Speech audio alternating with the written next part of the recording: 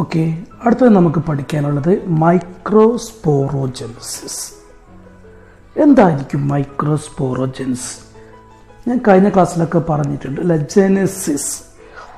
Genesis എന്ന് കാണുമ്പോൾ ഓർത്തോളണം. What is the genesis? It is the process of formation of something അല്ലേ. അപ്പോൾ ഇവിടെ എന്താണ്? മൈക്രോസ്പോറോജെൻസ് ആണ്. അപ്പോൾ എന്തായിരിക്കും? It is the process of formation of microspore. Microspore ഉണ്ടാകുന്ന പ്രോസസ്സിനെ നമ്മൾ വിളിക്കുന്ന പേരാണെന്ത്? മൈക്രോസ്പോറോജെനിസിസ് എന്ന് പറയുന്നത്. ശ്രദ്ധിക്കുക, it is the process of formation of microspore is called microsporogenesis. Okay, നമ്മൾ നേരത്തെ പഠിച്ചിട്ടുണ്ട് എവിടെയാണ് മൈക്രോസ്പോർ ഉണ്ടാവുക? മൈക്രോസ്പൊറാഞ്ചിയത്തിനുള്ളിൽ അല്ലേ. അപ്പോൾ ഇതാണ് നമ്മൾ മൈക്രോസ്പൊറാഞ്ചിയം. നമ്മൾ നേരത്തെ പഠിച്ചിട്ടുണ്ട് മൈക്രോസ്പൊറാഞ്ചിയം അല്ലേ. മൈക്രോസ്പൊറാഞ്ചിയം എന്ന് പറയുന്നത് എന്താണ്? മൈക്രോസ്പോർ ബിയറിംഗ് സ്ട്രക്ചറാണ്. അപ്പോൾ എങ്ങനെയാണ് ഈ ഒരു മൈക്രോസ്പോർ ഉണ്ടാവുന്നത്? That process is known as the microsporogenesis. Okay, ഇനി എങ്ങനെയാണ് ഇതിൻ്റെ ഫോർമേഷൻ നടക്കുന്നത് നമുക്ക് നോക്കാം. ഓക്കെ, ഞാൻ പറഞ്ഞിട്ടുണ്ട് നമ്മളൊരു ആന്തർ, അതായത് ഒരു ഫ്ലവർ ബഡായി കഴിഞ്ഞ് അതിൽ അല്ലെങ്കിൽ ബഡിൻ്റെ ഫോർമേഷൻ നടക്കുന്ന സമയത്ത് അതിലെന്ത് ഉണ്ടാവുന്നുണ്ട്? ആൻഡ്രീഷിപ്പ് അല്ലെങ്കിൽ ആന്തർ ഉണ്ടാവുന്നുണ്ട്. ആ ആന്തറിൻ്റെ ഡെവലപ്മെൻറ്റ് സമയത്ത് അവിടെയുള്ള ചില അൺഡിഫറൻഷ്യേറ്റഡ് മാസ് ഓഫ് സെൽസ്. എന്താ അൺഡിഫറൻഷ്യേറ്റഡ് എന്ന് പറയുന്നത്? ഡിഫറൻഷ്യേറ്റ് ചെയ്യാത്ത സെൽസ്. ചില ഡിഫറൻഷ്യേറ്റ് ചെയ്യാത്ത ചില സെൽസ് എന്തായിട്ട് മാറുന്നുണ്ട്? ഒരു മാസ് ഓഫ് സെൽസ് ആയിട്ട് മാറുന്നുണ്ട്. അതായത് ഒരു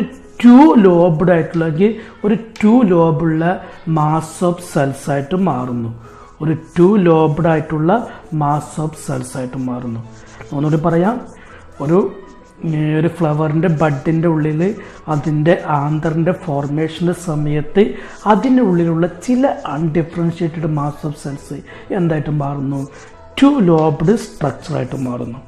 ഓക്കെ, ഇനി അതിൻ്റെ ഗ്രാജുവൽ ഡെവലപ്മെൻറ്റ് സമയത്ത് ഈ ടു ലോബ്ഡ് സെൽസ് എന്തായിട്ട് മാറുന്നു? ഫോർ ലോബ്ഡ് സെൽസ് ആയിട്ട് മാറുന്നു.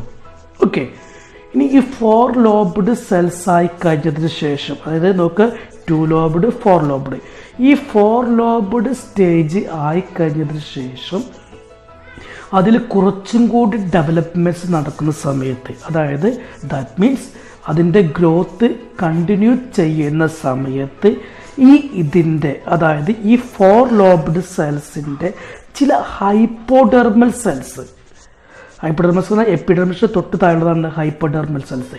ഈ ഹൈപ്പോഡെർമൽ സെൽസ് എന്തായിട്ടുന്നു? ഡിഫറൻഷ്യേറ്റ് ചെയ്തിട്ട് ഒരു സ്പെഷ്യൽ സെൽസായിട്ട് മാറുന്നു. അത് നമ്മൾ വിളിക്കുന്ന പേരാണ് ആർക്കിസ്പോറിയം സെൽസ് എന്ന് വിളിക്കണം. എന്താണ്? ആർക്കിസ്പോറിയം. ഓക്കെ, ആർക്കിസ്പോറിയം. ഇതിൻ്റെ ഇടയിൽ ഈ ഒരു ചുവപ്പ് നിറത്തിൻ്റെ ഇടയിൽ ഞാനൊരു വയലറ്റ് കളർ വരച്ചിട്ടുണ്ട്, കാണുന്നുണ്ടോ ആവാം. എന്തായാലും ശ്രദ്ധിക്കുക, ഒരു 4 ആർക്കിസ്പോറിൽ സെല്ല് ഫോം ചെയ്യുന്നു. അതായത് ഈ 4 ലോബ് ഉണ്ടായിക്കഴിഞ്ഞതിന് ശേഷം ഓരോ ലോബിലെയും ചില ഹൈപ്പോഡെർമൽ സെൽസ് ഡിഫറൻഷ്യേറ്റ് ചെയ്തിട്ട് എന്തായിട്ട് മാറുന്നു? ആർക്കിസ്പോറിയൽ സെല്ലായിട്ട് മാറുന്നു. ഓക്കെ, അതായത് ഫോർ സിലാബിൾ സെൽസ് ആർക്കിസ്പോറിയൽ സെൽസ് ആയിട്ട് മാറുന്നു. ഇനി ശ്രദ്ധിക്കേണ്ട കാര്യം ഇത്ര മാത്രമേ ഉള്ളൂ. ഈ ആർക്കിസ്പോറിയൽ സെൽസ്, ഓരോ ഭാഗത്തുള്ള ആർക്കിസ്പോറിയൽ സെൽസ് എന്തായിട്ട് മാറുന്നു? ഡിവൈഡ് ചെയ്തിട്ട് ടു സെൽഡ് സ്ട്രക്ചറായിട്ട് മാറുന്നു. നോക്കുക, ഇവിടെ ആർക്കിസ്പോറിയൽ സെല്ല് നമുക്ക് 2ആയിട്ട് മാറുന്നുണ്ട്.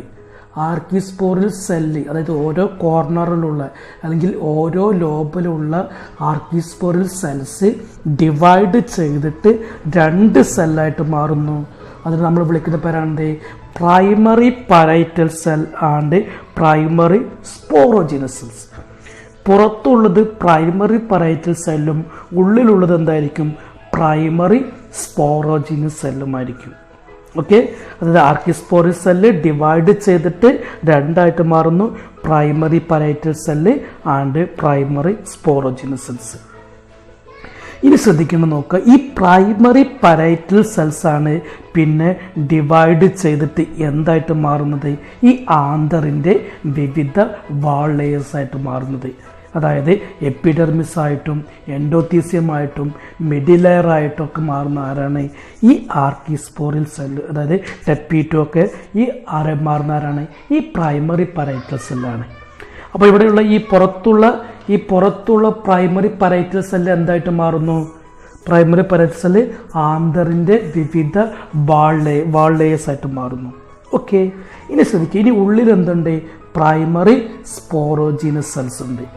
ഈ പ്രൈമറി സ്പോറോജീനസ് സെൽസ് ഒന്നും കൂടി ഡിഫറൻഷിയേറ്റ് ചെയ്തിട്ട് എന്തായിട്ട് മാറുന്നു, സ്പോറോജീനസ് ടിഷ്യൂ ആയിട്ട് മാറുന്നു. പ്രൈമറി സ്പോറോജീനസ് സെല്ല് ഡിഫറൻഷിയേറ്റ് ചെയ്തിട്ട് എന്തായിട്ട് മാറുന്നു, സ്പോറോജീനസ് ടിഷ്യൂ. ഞാനിവിടെ നോക്കുക, ഇത് ഒന്നും കൂടി ഡിഫറൻഷിയേറ്റ് ചെയ്തിട്ട് എന്തായിട്ട് മാറി, ഈ ഒരു സ്പോറോജീനസ് ടിഷ്യൂ ആയിട്ട് മാറി. ഈ സ്പോറോജീനസ് ടിഷ്യൂവിൽ നിന്ന് എന്ത് ഫോം ചെയ്യുന്നു, സ്പോർ മദർ സെല്ലുകൾ ഫോം ചെയ്യുന്നു.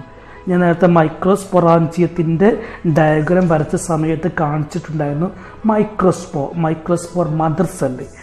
അപ്പോൾ ഈ നോക്കൂ, ഓരോരോ ഡെവലപ്മെൻറ്റൽ സ്റ്റേജസ് ആണ് കാണിക്കുന്നത്. ഇവിടെ നോക്കുക, ഈ സ്പോറോജീനസ് ടിഷ്യൂ ഒന്നും കൂടി ഡെവലപ്പ് ചെയ്തിട്ട്, അതായത് അതിൻ്റെ ഗ്രോത്ത് ഇങ്ങനെ നടന്നുകൊണ്ടിരിക്കുകയാണ് ഫ്ലവറിൻ്റെ ഉള്ളിൽ.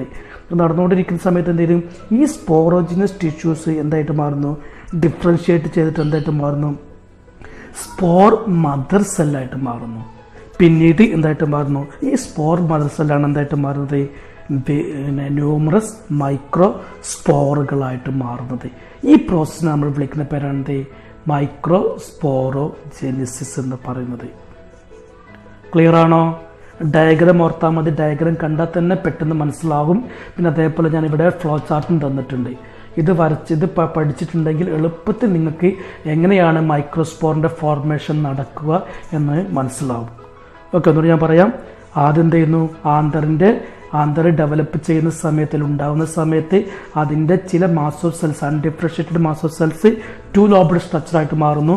2 ലോബ്ഡ് സ്ട്രക്ചറായിട്ട് മാറുന്നു. പിന്നീട് അത് 4 ലോബ്ഡ് സ്ട്രക്ചറായിട്ട് മാറുന്നു. 4 ലോബ്ഡ് സ്ട്രക്ചറായി കഴിഞ്ഞ ശേഷം അതിൻ്റെ കോർണറിലുള്ള ചില ഹൈപ്പോഡെർമൽ സെൽസ് ഡിഫറൻഷിയേറ്റ് ചെയ്തിട്ട് എന്തായിട്ട് മാറുന്നു, ആർക്കിസ്പോറൽ സെല്ലായിട്ട് മാറുന്നു. ഈ ആർക്കിസ്പോറൽ സെൽസിന് വീണ്ടും ഡിവിഷൻ സംഭവിക്കുന്നു. അതിൻ്റെ ഫലമായിട്ട് പുറത്തുള്ള സെൽസ് പ്രൈമറി പരൈറ്റൽ സെൽസ് ആയിട്ടും ഉള്ളിലുള്ള സെൽസ് പ്രൈമറി സ്പോറോജീനസ് സെൽസ് ആയിട്ട് മാറുന്നു. ഈ പ്രൈമറി പരൈറ്റൽ സെൽസ് ആണ് പിന്നീട് ഈ ആന്തർ വലുതാവുന്ന സമയത്ത് അതിൻ്റെ വാൾ ലെയേഴ്സ് ആയിട്ട് മാറുന്നത്. എന്നാൽ ആർക്കിസ്പോറൽ സെൽസിന് ഉണ്ടായിരിക്കുന്ന ഉള്ളിലേക്ക് ഫോം ചെയ്തിരിക്കുന്ന പ്രൈമറി സ്പോറോജീനസ് സെൽസ് എന്തായിട്ട് മാറുന്നു, സെൽസുകളെല്ലാം കൂടി ചേർന്നിട്ട് എന്തായിട്ട് മാറുന്നു, പ്രൈമറി സ്പോറോജീനസ് ടിഷ്യൂ ആയിട്ട് മാറുന്നു. ഈ സ്പോറോജീനസ് ടിഷ്യൂവിൽ നിന്ന് സ്പോർ മദർ സെൽ ഫോം ചെയ്യുകയും ഈ സ്പോർ മദർ സെല്ലിൽ നിന്ന് ആരുണ്ടാവുന്നു, മൈക്രോസ്പോറുകൾ ഉണ്ടാവുന്നു. അപ്പോൾ ഇവിടെ മൈക്രോസ്പോർ ഉണ്ടായില്ലേ? അങ്ങനെ ഈ മൈക്രോസ്പോർ ഉണ്ടാവുന്ന പ്രോസസ്സിനെ നമ്മൾ വിളിക്കുന്ന പേരാണ് മൈക്രോസ്പോറോജെനിസിസ് എന്ന് പറയുന്നത്. ഇത് ക്ലിയർ ആണോ? ഓക്കെ.